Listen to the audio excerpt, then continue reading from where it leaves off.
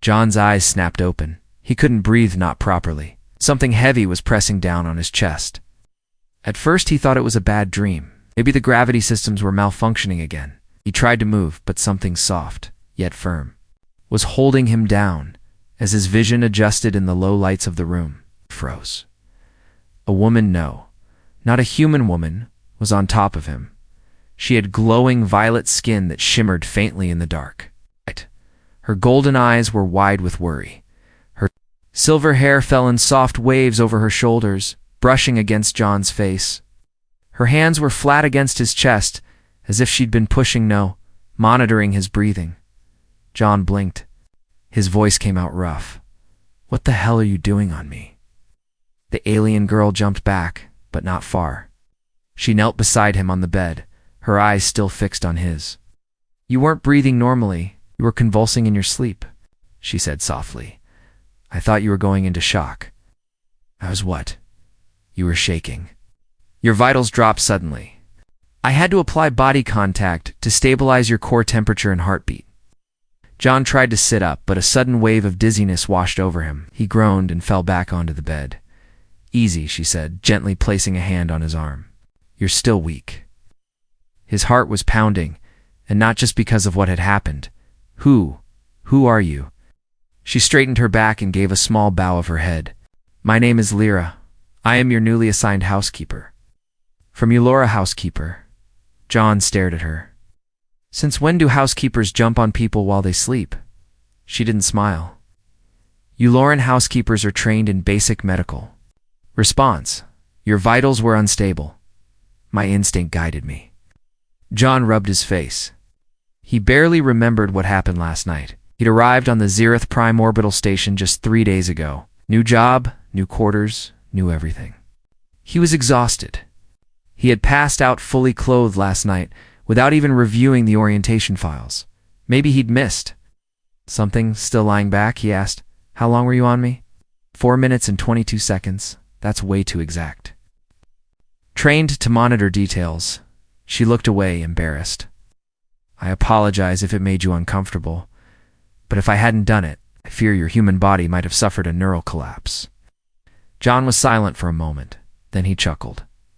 "Wow," he said. "First time I meet my new housekeeper and I wake up with her on top of me. Space really is full of surprises." Lyra tilted her head, unsure whether he was being serious or sarcastic, but John's expression quickly turned serious again. "Wait, why were my vitals unstable to begin with?" "I've passed every health test before arriving here." Lyra hesitated. "What aren't you telling me?" he asked. She stood up slowly. "It's not something we should talk about here. Your room is monitored. Audio logs are always active." He sat up, frowning. "This is my personal space. Isn't that a privacy violation?" "Not on this station," she whispered. He looked into her golden eyes. There was something hidden there, not just concern, fear. Before he could say more, his door chimed. A robotic voice followed. "John Carter, your daily nutrition pack has arrived. Please confirm identity." John ignored it. "What's going on, Lyra?" "Shh." She looked at the door, then back at him. "Please eat. Shh. You'll need your strength. Later today, I'll take you to a place where we can speak freely." He narrowed his eyes. "You're hiding something, aren't you?" Her voice was low. "I'm hiding many things, John, but none of them will harm you, I swear." With that, she moved toward the food. Hatch and retrieved the tray. The door hissed closed behind her as she placed it on the table. He watched her closely. The way she walked, calm but alert. Her hands trembled slightly when she handed him the drink pack. She wasn't just a housekeeper. That much he was now sure of. And what scared him the most was that his body still felt cold, except where her hands had touched him. Those spots were warm. Too warm. Asterisk later that same day. John followed Lyra through the quieter corridors of Zereth Prime. Gone were the loud docking bays and busy tech hubs. This part of the station felt ... silent. Too silent. He noticed how Lyra walked just a step ahead, her silver-white hair swinging with each graceful movement. She hadn't said much since breakfast, only that there was a place where no ears could hear. That alone made John feel like something was off. Finally, they reached a small maintenance room. No windows, manual lock, no cameras. Lyra locked the door from inside. Then, for the first time, she looked directly into his eyes. "You don't know what you agreed to, do you?" John raised an eyebrow. "You mean the housekeeping contract? Pretty sure I signed a standard support service doc?" She shook her head slowly. "The Ulora service pact. You signed it without reading." He blinked. "Wait, what?" Lyra took out a small chip from her wristband and pressed it against the wall. A hologram flickered to life, rows of alien text in human translation appeared. There it was. His signature at the bottom, but the title? Ulora Human Bonding, Compatibility and Care, Contract, Type B Housekeeper Assignment. What the hell is bonding compatibility? John asked. "You agreed to allow a Class B Ulora caretaker to provide you with enhanced daily assistance," she said carefully, "including physical contact for healing, emotional regulation, and reproductive calibration." John almost choked. "Reproductive what?" "It's mostly ceremonial," she said quickly, her cheeks flushing a soft gold. "But ... in rare cases, the bond becomes real." John stared at her in disbelief. "I thought you were just a housekeeper." "And I'm also a genetically engineered caretaker, custom matched to your biological and emotional profile. The system selected me from over 200 Aileron candidates. My scent, my voice, my presence, they calm your human nervous system. Your vitals improve when I'm close. It's not romance. It's design." John rubbed his forehead. "This is insane. I saved your life this morning because your body entered shock due to lack of Uloran regulation. That's why I was on top of you. Our bodies are sinking faster than expected. Is that why I felt weak?" he asked slowly. She nodded. "The bond pulled from your energy reserves too quickly. It's meant to be gradual. Someone accelerated it." He paced the room, overwhelmed. "This isn't what I signed up for. I came here to fix plasma cores, not get spooned to death by a hot alien." Lyra tilted her head. "Would you rather die slowly from neural destabilization?" He stopped. "What you're saying, I need you to stay alive?" She nodded again, seriously. "Until the bond breaks naturally or completes? Either way, you're not safe alone now." John tried to process her words. "How long do these bonds last?" She hesitated. "Anywhere from 2 months. ... to a lifetime." "Great," he muttered. There was a pause, and she added softer, "I didn't want this either. I was trained for service, not connection." John looked at her. She wasn't mocking him. She wasn't flirting. She looked trapped, same as him. "So," he said slowly, "you're telling me I'm legally bonded to you. I depend on you to stay alive, and there's no way to stop it." "There is one way," she said. "If either of us dies, the bond ends." He stared. "That's not funny," he said. "I wasn't joking." A long silence filled the room. John finally sighed and sat down. "So what now?" Lyra sat beside him, but didn't touch. "Now, ... we act normal. Till we find out who pushed the bond ahead of schedule. Someone wanted this to happen quickly. I think they're still watching." John looked at her. "You think I was targeted?" "And not just because you're human," she whispered. "There's something inside you they want, and I was just the delivery system." John's stomach dropped. He didn't know what scared him more, that something inside him was valuable, or that this beautiful alien beside him might be the trap he walked straight into. Asterisk. John couldn't sleep that night. Every time he closed his eyes, he felt that strange, invisible pull between him and Lyra. Even from across the room, her presence was like gravity. A soft hum inside his chest. Like something ancient had linked them without asking permission. He finally sat up, sweating. Lyra was curled quietly on the floor mat, eyes open, watching the shadows dance on the wall. She didn't sleep either. "You feel it too, don't you?" he asked. She nodded. "Bond is strengthening. Too fast. That shouldn't happen unless what?" She hesitated, then whispered, "Unless the connection is true." John frowned. "You said it was artificial, just training, just programming."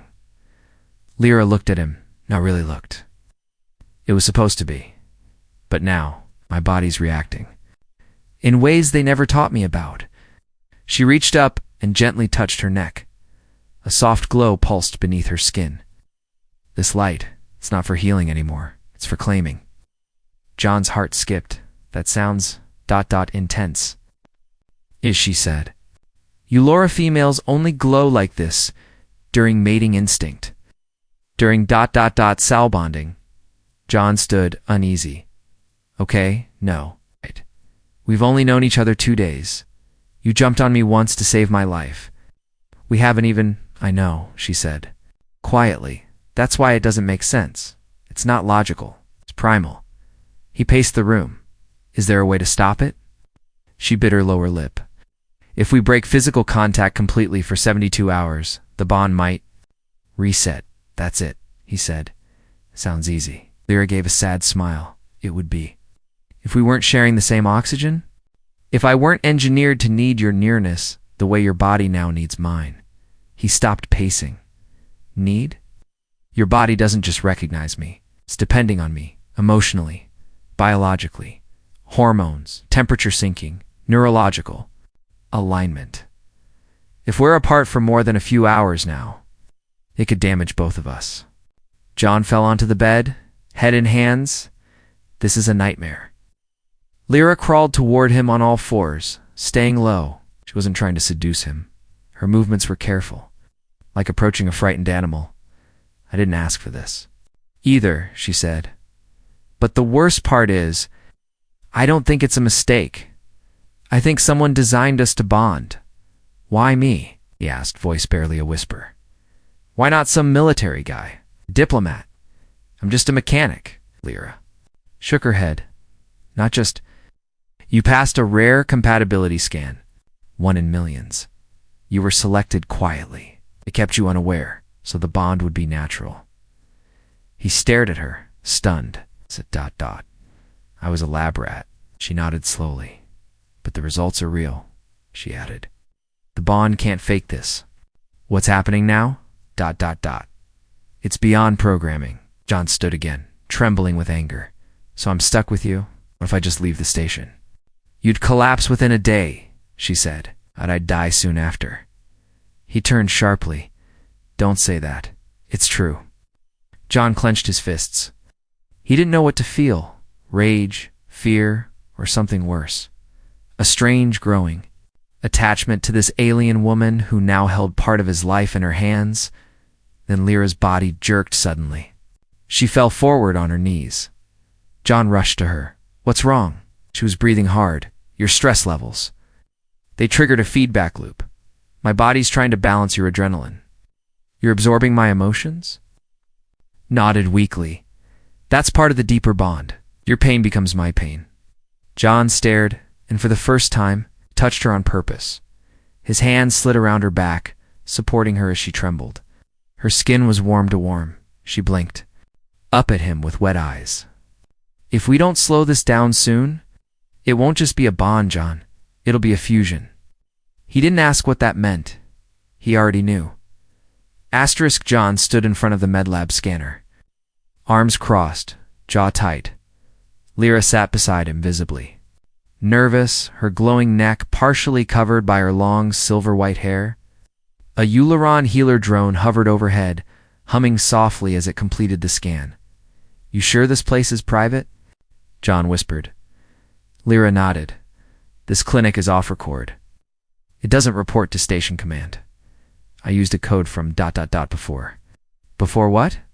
Before I was assigned to you? That word again. Assigned, like a tool. Like he was part of some hidden plan. The drone blinked green and displayed 2 overlapping DNA patterns on the wall. One was his human, standard, the other, alien. But not fully. John narrowed his eyes. Wait, is that human DNA inside your genetic map? Lyra didn't answer right away. She was staring at the hologram with a blank expression. Her lips parted slightly like she was seeing it for the first time too. You didn't know, John said slowly. She looked at him, voice soft. I was told I was special. I was one of the rare Com class caretakers, but I never saw my full genome. The healer drone chirped and translated the results aloud. Genetic compatibility, 99.97%. Bond level, accelerated stage 3. Fusion detected alert. Human subject A matched with. Modified Ulora host B. Unauthorized enhancement found source. Project Nexus. Generation X hybrid program. John felt like the air had been punched out of him. Project Nexus. What is that? He asked. Lyra stood, panic growing. That program was banned years ago. It was experimental crossbreeding between species to force evolution. Illegal. Dangerous. John's voice was tight. And you're telling me we are part of that? No, she said. Then stopped. ... Yes. She looked away. I think I'm a result of it. Again, you were the activation key. John turned away from her, rubbing the back of his neck. This is insane. Sign up to be part of some twisted experiment. But you were already part of it, John, she whispered. From the moment you arrived on this station, the system started reacting. The food packs, the air filtration, the artificial gravity, all tuned to prepare your body for accelerated bonding. His heart thudded, so I was never in control. He muttered. Lyra stepped closer. Neither was I. John turned and looked at her. Her face was beautiful, glowing, full of sorrow, but behind those golden eyes was something very human. Something broken. They built me to be perfect, she said, but they never asked if I wanted to be. Silence hung heavy between them. Then the drone beeped again. Alert. External surveillance breach detected. Tracking beacon in this room. John's eyes darted around. They found us. Lyra didn't hesitate. She ripped the scanner's power core from the wall and slammed the drone into the ground. Sparks flew. We have to go. Now. They burst out of the med lab into the hallway. Red lights were flashing in the distance, quiet, not loud. Hidden. Alarms. They're trying to keep it quiet, John said as they ran. They don't want anyone else to know. Lyra nodded, because Project Nexus was shut down after it caused deaths. Full fusion killed both subjects within weeks. John's face went pale. And we're already at stage 3? Lyra didn't answer. She didn't need to. They reached the edge of the engineering sector quiet, abandoned at night. John's safe zone. Or so he thought. Lyra pulled him into a dark maintenance tunnel. Only the faint hum of machines surrounded them now. Tell me the truth, John said, panting. What happens at stage 4? Lyra looked down. Your nervous system and mine will begin to merge. Your thoughts may leak into mine. My instincts into yours. Eventually, we won't be two people anymore. We'll be one, and then, we stop being human, or Uloran. John felt his pulse racing again. Can we stop it? Lyra touched his hand. Her skin felt like fire now. No, she said quietly. But maybe we can run before. They forced the final step. And in that moment, John realized this wasn't a love story. This wasn't just about him and an alien girl. It was about surviving a bond that never should have been born. Asterisk. The maintenance tunnel was cold, but Lyra's hand in John's was burning hot. They had escaped the medical lab just in time. No alarms, no sirens, only silence. That was worse. They don't want a scene, Lyra whispered as they crouched. Beside a dormant power conduit, they'll come for us quietly. They'll erase us like we were never here. John sat against the metal wall, head back, eyes closed. How did I get into this? I just wanted a quiet job. Fix things. Live simple. Lyra sat beside him, but not too close. The bond's heat was rising again. Every second near her made John's body feel like it was melting into hers. His thoughts blurred when he looked at her too long. Do you know what happens if we complete the fusion? She asked quietly. You told me we become one. ... That's what the books say. That's what the books say. What the scientists hoped. But the early trials said something else. Stage 4, fusion is when we lose ourselves. Forever. John looked at her. You mean I die? She looked up at the ceiling. You disappear. Your body lives. Your mind might stay, but your identity will blur. So will mine. He stared at her, But you don't want that, do you? Her eyes shimmered. I don't know. I was created to want it, trained to crave it, but now I just want to feel real. John didn't say anything. She looked down and then slowly crawled toward him deliberately, carefully, and sat just inches away. I've been lying, she said. I figured, but not about the bond, about me. He waited. I was born in a lab like the others, yes, but I escaped once years ago. I lived with outcasts on a shattered moon. I felt snow for the first time. I watched the stars without anyone telling me what they meant. And for one moment I was free. John blinked, surprised. So why come back to this? They found me. Told me I had one last chance to avoid being scrapped if I succeeded with you. They told me you were already dying, that your bond with anyone else would fail. I could save you. John laughed bitterly. So they used both of us. She nodded. But I made one mistake, she whispered. What? I started to care. Her voice cracked. Not because I was built to, not because of pheromones, just because when you opened your eyes that first morning and didn't scream, ... I felt seen. Ow. John's chest ached. Not because of the bond, but something deeper. Then she did something unexpected. She reached into her suit and pulled out a glowing stone, small, greenish blue, and pulsing like a heartbeat. John blinked. What is that? A bindstone, she said. Ulora tradition. It's not tech. It's sacred. What does it do? If I press it to your skin willingly, she said, voice trembling, it seals the bond forever, but not as a forced fusion, as a choice. He stared at the stone. I thought you said fusion was dangerous. It still is. If we seal it with the bindstone, we stay separate, connected but still ourselves. Oh, it's the only way we survive.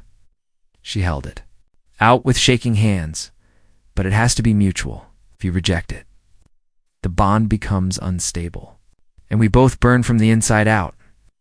John reached forward slowly. His fingers brushed hers. This sounds like the galaxy's worst marriage proposal. Lyra smiled, sad and beautiful. Maybe it is. John looked into her eyes. You're not just a housekeeper, he said. No.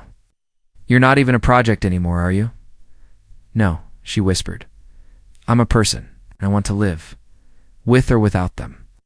But I can't do that unless you choose me. He looked at the stone, then at her, and for once, he didn't feel lost. He felt alive. He pressed her hand gently, closing it around the stone.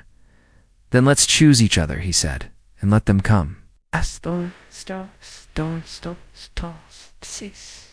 Somewhere outside, unseen forces stirred, and the bond, now complete by will, not force, lit a fire they could never extinguish. Asterisk, the moment the bindstone flared in their joined hands. Something changed. John felt at first a sharp jolt, like static electricity flooding through his nerves. Then came warmth. Not painful, not strange, just ... powerful. Lyra gasped. Her golden eyes widened. Her skin lit up with soft glowing patterns, swirling over her arms and neck. The pulse of the bindstone matched her heartbeat and his. For a few precious seconds, everything was silent. Then the world screamed. Red lights blinked across the maintenance corridor. A low hum rolled through the floor, the silent alarm. The one meant for internal threats, the kind no one ever talks about. They felt it, Lyra whispered, already pulling John to his feet. They know the bond's complete, and now. Come, who's they exactly? John asked, heart pounding. The ones who made me, who built this bond system. It's the ones who didn't want it to be chosen, only forced. Let him down the tunnel fast. It's their experiment just failed. That makes us both trash to be burned. John didn't argue. As they reached the exit hatch, the lights above flickered. For a second, it looked like the station itself was watching them. They emerged into the lower maintenance district, quiet, dark, unguarded. But not for long. A flash of movement caught John's eye. Across the corridor, 3 humanoid figures in matte black suits stepped out of the shadows. No insignias, no faces. just dark masks and rifles aimed high. Lyra didn't flinch. "Stay behind me, wait. What are you?" Before he could finish, her body shifted. The glowing markings across her skin surged brighter. Her feet lifted an inch off the floor. Her fingers extended slightly elegant, dangerous. The air around her shimmered like heat waves. The agents fired, or tried to, their rifles jammed mid-motion. John watched, stunned, as the weapons crumbled in their hands. Like metal turning to dust, Lyra stepped forward. "The bond changed me." Her voice was deeper now, full of energy. "I can tap into your mind, your memories, your strength, your emotions. I can bend reality around us." John stared. "Wait. I gave you powers." "No," she said, eyes glowing. "We gave them to each other." The agents reached for backup weapons, but Lyra moved first. She lifted one hand, palm open. A wave of shimmering force exploded outward, sending all three attackers crashing into the walls. John stood frozen, mouth open. "You're a goddess." Lyra looked back at him, breathing heavily. "No, just someone who finally knows what she is." Alarms echoed overhead. Doors slammed shut across the corridor. John ran beside her as she guided him toward the nearest lift shaft. "They'll send more," he said. "That was just recon." "I know," she said. "But the more we move together, the stronger the bond grows." "I can protect you, but you have to trust me." He nodded. She held out her hand. He took it without hesitation. The lift opened with a hiss. Inside, the emergency lights glowed red. Lyra pressed a code into the console, an old code. "Long unused. We're going to a hidden part of the station," she explained. "One the builders left behind. It was meant to hide failed projects like me." The lift began to descend below the recorded floor levels. John glanced at her. "So you're saying this place has a basement full of, what, forgotten experiments?" Nodded. "And one of them might know how to stop the fusion from reaching stage 5. "Stage 5? She looked at him with heavy eyes.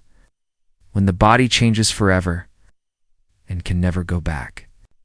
The lift stopped. The doors creaked open. Darkness greeted them, old, stale, and not empty. John swallowed. "Do we really want to go in there?" Lyra nodded, her voice quiet but steady. "If we don't, we'll lose who we are, completely." Together, they stepped into the forgotten underbelly of Zereth Prime, and somewhere in the dark, something ancient stirred, drawn to the bond they shared, and hungry for what it meant. The hidden floor beneath Zereth Prime didn't feel like part of the station at all. The walls were older, metal peeled like old skin.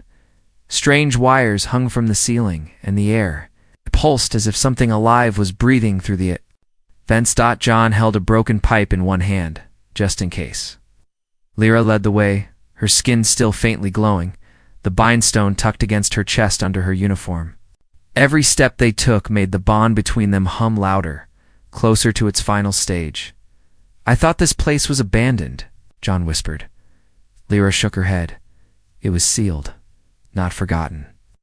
They passed rusted tanks with labels scratched out, empty pods with claw marks inside, signs that something or someone had fought to escape. Then they reached the chamber. It wasn't marked. It's just a wide circular door with the symbol of a tree roots twisting into DNA strands. John froze. "That's the same symbol I saw in your medical scan." Lyra nodded. This was the heart of Project Eden. The door creaked open by itself. Inside, blue lights flickered to life. At the center of the room was a glowing core surrounded by 6 pods. Only one remained powered.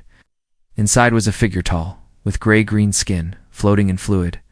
"He's awake," Lyra said.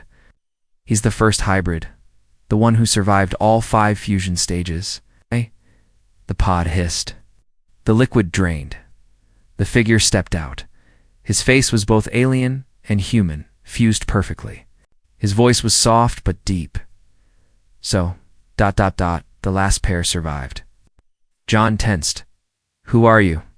"I was Subject 0. I became the prototype, but I was too strong. They locked me here to rot." Lyra stepped forward. "We need your help." Bond, I know, he said, walking closer. You used the bindstone. That changes things. Makes you dangerous to them? John narrowed his eyes. Why? Because they can't control love. Only design it. And now you've broken their rules. He touched John's shoulder gently. You still have a choice. I didn't. Clear his breath. Caught. Can we stop stage 5? The hybrid nodded slowly. But only if you break the loop now. Cut the signal. Escape the station. Live on your own terms. John looked confused. Cut what signal? The hybrid pointed up. There's a satellite relay hidden in the top deck. Feeds your bond data to the system. If you destroy it, the connection stabilizes. You remain bonded but free. And if we don't, you'll be hunted forever. And eventually, consumed by the system? Lyra turned to John. We have to do this. He nodded. Then, let's blow up the damn satellite. They moved fast. Lyra hacked the elevators, taking them straight to the top-level LAN, abandoned. Control deck high above the docking rings. John set the charges, using mining explosives. Lyra redirected the power core. They had minutes. As they finished, Lyra leaned in close. When this blows, they'll know we're done running. John smiled. Good. Let them come. A low beep signaled the countdown. They jumped into a hidden escape pod tucked in the maintenance bay. It was old and slow, but it worked, as the pod launched away from Zareth Prime. The top of the station exploded in a silent flash of light. Sparks rained in space like falling stars. The bond between them surged again. But this time, it didn't burn. It felt right. Balanced. Lyra slumped beside him, exhausted, free. She whispered. John smiled, brushing her silver hair back. You sure you're not just my housekeeper? She laughed softly. No, I'm yours now. By choice. John leaned his head back against the pod wall, closing his eyes. The station behind them grew smaller. But their future, it had just begun. Together fused not by code, but by will, they vanished into the stars.